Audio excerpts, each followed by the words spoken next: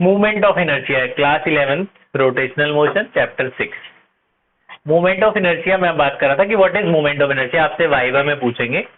तो हमने बताया कि भाई जैसे लीनियर मोशन में हम लोग ट्रेवल करते हैं डिस्टेंस, रोटेशनल मोशन में हम लोग डिस्टेंस को क्या कहते हैं, एंगुलर डिस्टेंस। लीनियर मोशन में हमारी लीनियर वेलोसिटी होती है, रोटेशनल मोशन में एंगुलर वेलोसिटी होती है। लीनियर मोशन में हम लोग फोर्स लगाते हैं, रोटेशनल मोशन फोर्स को क्या कहते हैं, टॉर्क। ऐसे ही ये लीनियर मोशन में हम जिसे मास कहते हैं, रोटेशनल में वो मोमेंट ऑफ इनर्शिया बोला जाता है।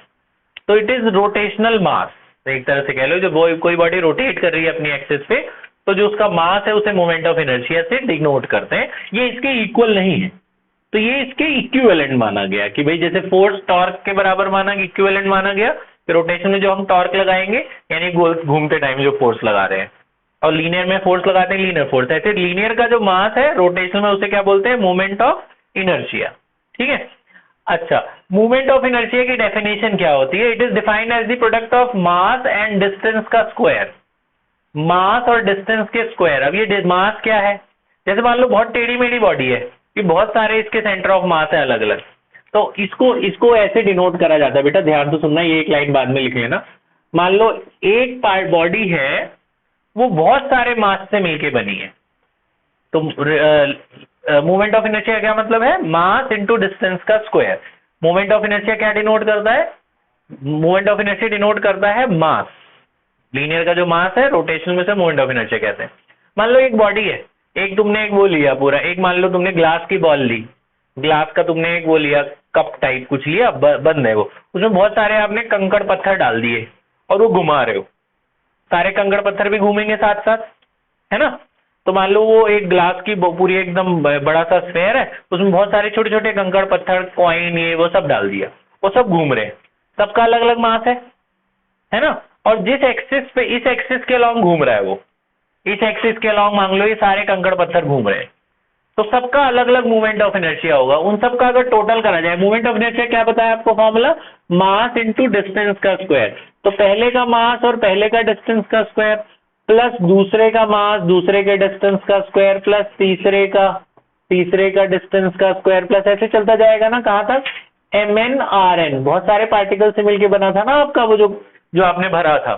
इसको शॉर्ट में कैसे लिखते हैं, तो ये लोग शॉर्ट में इसको ऐसे लिखते हैं, सम ऑफ MIRI का स्क्वायर।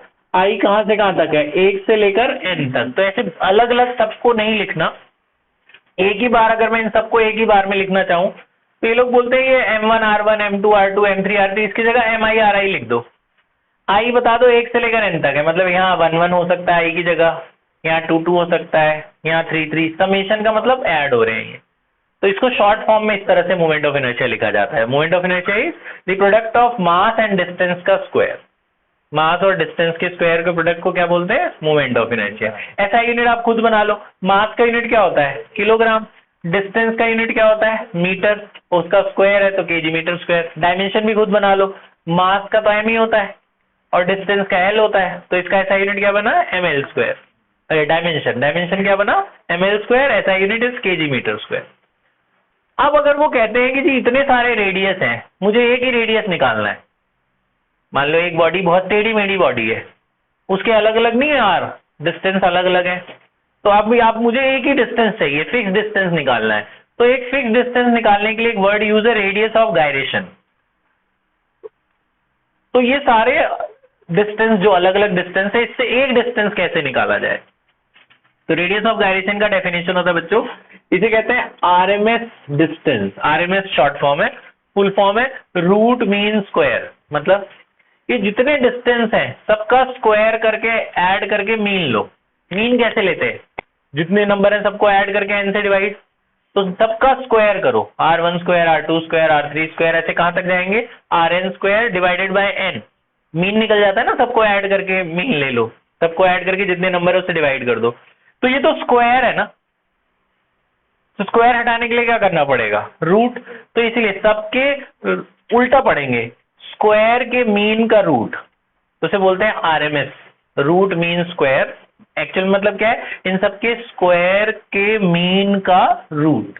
जैसे अलग अलग डिस्टेंस दे देंगे आपको, 2 सेंटीमीटर, -2, मान लो ये ओरिजिन है, इधर से नापा तो 2, इधर से नापा -2, इधर से 3, -1, 4, -5। तो अब तो सारे ऐड करोगे तो कट जाएंगे, इसलिए उन्होंने स्क्वायर किया कि सबको अगर स्क्वायर करके ऐड करोगे तो जो माइनस का स्क्वायर वो भी प्लस हो जाएगा ना। तो सभी के मीन के स्क्वायर का रूट को रेडियस ऑफ गायरेशन कहते हैं। ये बात समझ में आ गई। फिर आपको ना ये पिछले साल तक ये डेरिवेशन थी, इस साल डेरिवेशन भी हटा दी। अलग अलग ये टेबल याद करनी है, ये एक इंपॉर्टेंट टेबल है, important table of moment of inertia. Moment of inertia short form में MI लिखते हैं।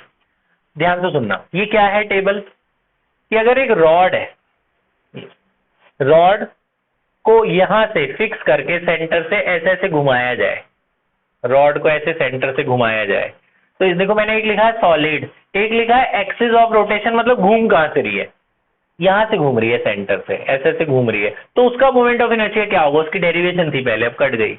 रॉड की लेंथ है L, तो इसका मोमेंट ऑफ इनर्शिया ये होता है ml²/12। ये पहले प्रूफ आता था, आज के 3 ही साल पहले, 2-3 साल से कट गई। तो ये कैसे आया है, तो अभी तो आपके प्रूफ है नहीं, तो आपको सिर्फ फॉर्मूला याद रखना है। रॉड का मास दे देंगे, लेंथ दे देंगे, बोलेंगे मोमेंट ऑफ इनर्शिया निकालो, तो इस फॉर्मूले में डाल देना, मास लेंथ डाल देना, आ जाएगा कैलकुलेट करने। ठीक है। फिर बोला स्फेयर। स्फेयर 2 तरीके के हैं आपके कोर्स में, सॉलिड और हॉलो। सॉलिड माने जैसे earth is considered as a solid sphere, तो सॉलिड स्फेयर का मोमेंट ऑफ इनर्शिया निकालना है। हाँ जी, आप 2 मिनट बैठ जाइए, 2 मिनट। हाँ, सॉलिड स्फेयर का मोमेंट ऑफ इनर्शिया निकालना है आपको। तो स्फेयर का मोमेंट ऑफ इनर्शिया क्या होता है, 2/5 mr², ये तुम्हें याद रखना है। ठीक है। फिर cylinder, hollow cylinder. Hollow cylinder, cylinder जैसे ये पेन है, ये हॉलो ही है क्योंकि अंदर इसके रिफिल भरा हुआ है ना। तो सिलेंडर अगर घूम रहा है, कैसे घूम रहा है, अपनी एक्सिस पर। एक्सिस कैसी होगी, एक्सिस कैसे होगी, जैसे ये सिलेंडर है, ये इस एक्सिस के लॉन्ग घूम रहा है, सेंटर से एक्सिस पास कर रही है, इसके लॉन्ग सिलेंडर घूम रहा है, तो सिलेंडर का मोमेंट ऑफ इनर्शिया क्या होता है, mr²। हॉलो का, सॉलिड सिलेंडर का होता है mr²/2। ये फॉर्मूला याद रखना। r क्या है, उसका रेडियस है यहाँ पे। ऐसे रिंग, रिंग अगर रिंग पता ही आपको, रिंग अगर ऐसे सेंटर से घूमे यूं, है ना, ये रिंग है, रिंग सेंटर के अलॉन्ग घूम रही है, उसका मोमेंट ऑफ इनर्शिया mr²।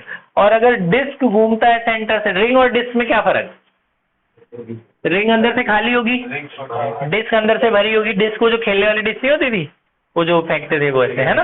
हाँ हाँ, तो वो डिस्क अंदर से भरी होगी, रिंग अंदर से खाली होगी।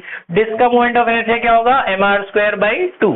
यहाँ तक आप लिख भी चुके हो सारा का सारा, है ना। इसके बाद बेटा कुछ फॉर्मूलेज हैं जो हमें बनाने को आते हैं और उनके प्रूफ आते हैं, तो मैं आपको 1-2 फॉर्मूले के प्रूफ बता दे रहा हूँ, और फिर उसके बाद हमारा ये चैप्टर थ्योरेटिकली खत्म, न्यूमेरिकली शुरू हो जाएगा। ध्यान बोर्ड की तरफ। अब बेटा ये डेरिवेशन है, रिलेशन बिटवीन, बोर्ड की तरफ लिखना नहीं, सुन लो बाद में लिखना। Relation between moment of inertia and torque. Moment of inertia और टॉर्क के बीच में क्या रिलेशन है, एक डेरिवेशन ये आती है पेपर में 2 नंबर की। देखो टॉर्क और मोमेंट ऑफ इनर्शिया में क्या रिलेशन है, शुरू कैसे करेंगे, शुरू ऐसे करते हैं। टॉर्क का हमें फॉर्मूला पता है, टॉर्क ये होता था ना F×r। टॉर्क क्या होता था, force into perpendicular distance. Force क्या होता था, मास इंटू एक्सेलरेशन। फोर्स क्या होता है, मास इंटू एक्सेलरेशन। आपने पढ़ा एक्सेलरेशन और एंगुलर एक्सेलरेशन का ये रिलेशन होता है, A = α। ये मोशन इन अ प्लेन में मैंने बताया था, जिनके पास नहीं है पुराने रिकॉर्डिंग देखना। ये एक्सेलरेशन है और ये एंगुलर एक्सेलरेशन है। ए का क्या फॉर्मूला होता है, α। तो यहाँ ए को हटाकर क्या लिख सकते हैं, α। इंटू में आर है ना, इंटू में आर है ये आपका, तो r इंटू आर क्या हो जाएगा, r²। r इंटू आर क्या होगा, r²। x into x x²। बेटा ऐड में 2r होगा। यहाँ समझ में, यहाँ वो समेशन वगैरह लगा देना, समेशन टोटल लगा रहे ना, तो समेशन लगा देना। यहाँ से अल्फा तो कांस्टेंट है, बाहर ले लो, mr² बच गया। mr² को याद है मोमेंट ऑफ इनर्शिया बोलते हैं, mr² अभी पढ़ा हमने, मोमेंट ऑफ इनर्शिया, बाद में बचा अल्फा। तो ये टॉर्क का फॉर्मूला होता है αi या i α। टॉर्क और मोमेंट ऑफ इनर्शिया की ये रिलेशन है, छोटी सी, याद हो गई, छोटी। कैसे शुरू करा, टॉर्क = F×r, फोर्स हुआ मास इंटू एक्सेलरेशन, एक्सेलरेशन हुआ α × r, ये साइड में लिख देना, r इंटू आर, r² हो गया, अल्फा बाहर, mr² को क्या बोलते हैं, मोमेंट ऑफ इनर्शिया, अल्फा बचा हुआ है, तो ये टॉर्क और मोमेंट ऑफ इनर्शिया की रिलेशन है, ठीक है। फिर मूवमेंट, एक छोटी डेरिवेशन है अगली, relation between moment of inertia and angular momentum, moment of inertia and angular momentum, angular momentum और मोमेंट ऑफ इनर्शिया की रिलेशन है, आई और एल। तो एल से शुरू करेंगे। आपको याद है एंगुलर मोमेंटम का क्या फॉर्मूला होता था, एंगुलर मोमेंटम याद है किसी को, angular momentum is equal to P into R. Angular momentum क्या होता था, पी इंटू आर। पी क्या होता है, मास इंटू वेलोसिटी, वो समेशन लगा लोगे, है ना। P is equal to mass into velocity. आपको याद है V is equal to omega R, V is equal to omega R सबको पता है, तो यहाँ पे लगा देंगे। तो मास ही रहा, V की जगह क्या लिख सकते हैं, ओमेगा आर, साथ में आर है ना। तो ये मास ओमेगा आर इंटू आर क्या हो गया, आर स्क्वायर, है ना। ओमेगा बाहर ले लेता हूं मैं, कौन यहाँ पे क्या बचा, M R square. M R square को क्या बोलते हैं, आई। एम आर स्क्वायर को मोमेंट ऑफ इनर्शिया बोलते हैं। तो एल का ये फॉर्मूला आ गया ओमेगा आई। तो ये एल और मोमेंट ऑफ इनर्शिया की रिलेशन है, ये टॉर्क और मोमेंट ऑफ इनर्शिया की रिलेशन है। ये बात समझ में आ गई, ठीक है।